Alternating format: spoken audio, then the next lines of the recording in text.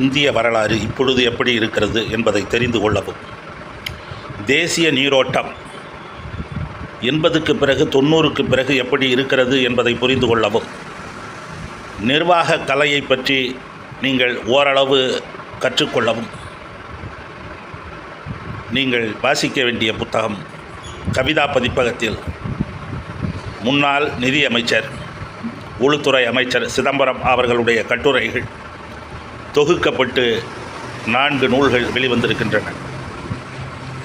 பாமரனுக்கும் புரியக்கூடிய வகையில் பொருளாதாரத்தை, நிர்வாகத்தை அவர் எழுதியிருக்கிறார்.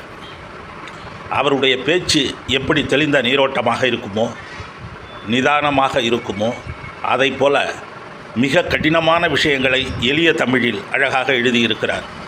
கருத்து வேறுபாடு இருக்கிறது என்பதற்காக ஒருவருடைய பேச்சை கேட்காமல் இருக்கக்கூடாது, ஒருவருடைய புத்தகத்தை படிக்காமல் இருக்கக்கூடாது. தகவல் தொழில்நுட்பம் என்கிற புரட்சியை பற்றி அழகாக அவர் சொல்லியிருக்கிறார். அதைப்போல உலகமயம், தனியார் மயம் என்பது எவ்வளவு பெரிய காலத்தின் கட்டாயம் என்பதையும், அது எவ்வளவு பெரிய பணப்புழக்கத்தை ஏற்படுத்தி இருக்கிறது, பசியை போக்கி இருக்கிறது, வேலையில்லா திண்டாட்டத்தை போக்கி இருக்கிறது என்பதையும் அழகாக குறிப்பிடுகிறார். மற்ற அரசியல்வாதிகள் திருந்துவதைப் போல ஒரு விஷயம் அதில் இருக்கிறது.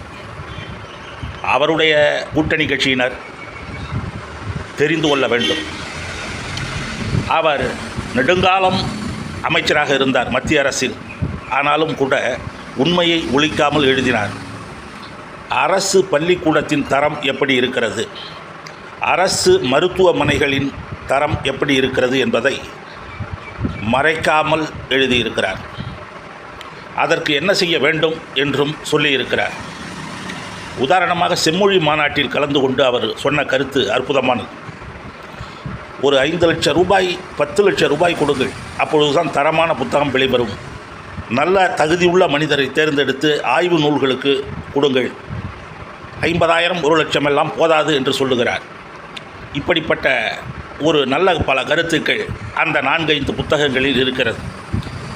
வறுமையின் நிறம் சிகப்பு என்று ஒரு படம் வந்தது, பசி என்று ஒரு படம் வந்தது, வேலையில்லா திண்டாட்டம், இதை விலக்கி பத்திரிகைகளில் கதைகள், நாவல்கள், திரைப்படங்கள் வெளிவந்தன.